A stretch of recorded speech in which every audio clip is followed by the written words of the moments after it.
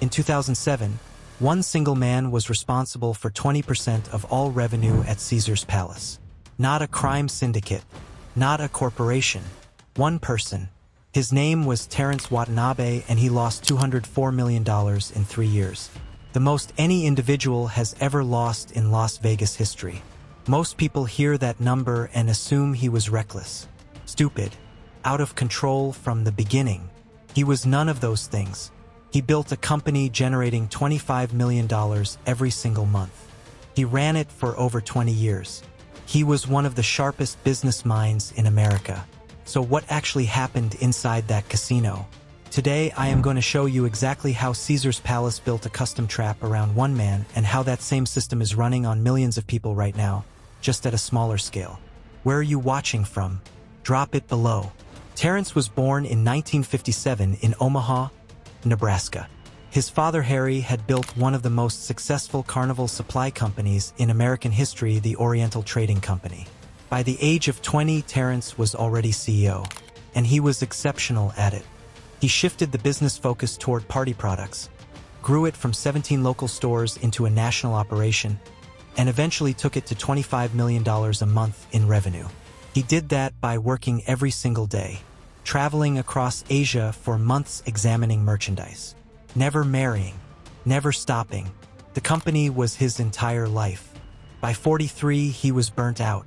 He sold his share in October 2000 and walked away. His plan was simple: philanthropy, fun, and finally living. He donated millions to AIDS and cancer research. He bought one of Omaha's largest mansions.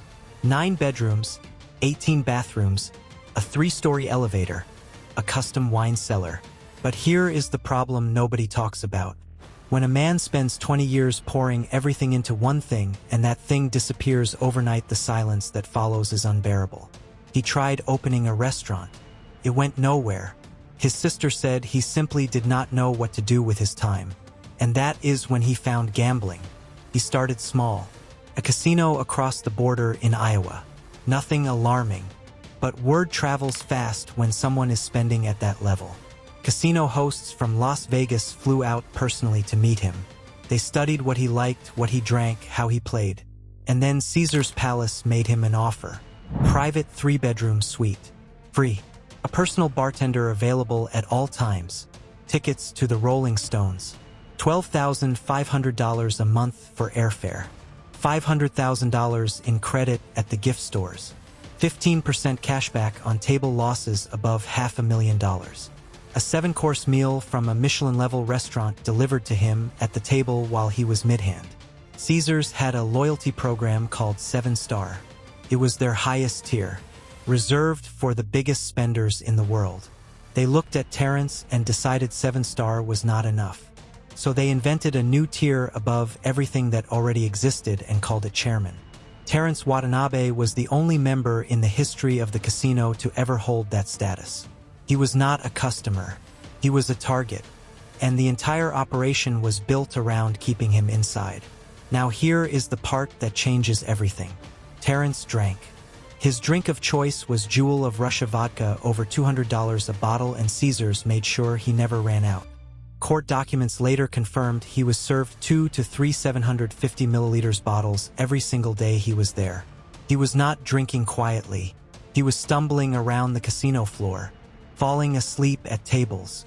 Former casino staff described him as almost always visibly, severely intoxicated whenever he was being served, and not one employee stopped him. His companion Stuart Mitchell once pulled a cocktail waitress aside and begged her just water down the drinks. Just a little. Make it weaker. She refused. Her exact words, "Terry gets whatever he wants." Those 5 words were not a personal opinion. They were policy. Terrance's photograph was posted in the staff-only sections of the casino so that every bartender, every dealer, every waitress on the floor would recognize him on sight and never deny him anything. Because denying him anything could cost them their job. This is the part the gambling industry never wants discussed in public. The image they sell you is freedom. Adults making their own choices in a fun environment. What they do not show you is the infrastructure underneath. The studied observation. The incentive structure designed at every level to keep a vulnerable man at the table. Steve Wynn, a billionaire who owned competing casinos, met Terrance in person, identified him as a compulsive gambler and alcoholic, and banned him from his venue. Caesars looked at the same man and saw an opportunity. And here is what will change how you think about every game on that floor. Terrance was allowed to play 3 simultaneous blackjack hands at $50,000 per hand. He regularly won large amounts. And when he won, he gave it away, handing out bundles of $100 bills to casino employees, sometimes $20,000 in a single night, to bartenders, security guards. He once told a guard to go to a supermarket, buy every cut of steak available, and hand them out to staff. But his former assistant noticed something strange. Terrance never chose poker. He avoided every game that required real decision-making and skill. Instead, he gravitated towards slots and roulette games where the house edge is fixed, brutal, and completely immune to strategy. No matter how smart you are, the house wins those games over time. Always, his assistant said it plainly, Terrance was a house player. And even when he sat at the blackjack table, a game where a skilled player can reduce the house edge significantly, he made decisions so consistently poor that he effectively turned it into a house game too. In the 11 months of 2007 alone, Terrance lost $127 million. Total across 3 years, $204 million wagered across thousands of hours at the tables. The man who had built a $25 million per month business, who had spent decades reading markets, studying numbers, negotiating deals across multiple continents, could not make a rational decision at a blackjack table. That is not stupidity. That is what addiction does to a brain.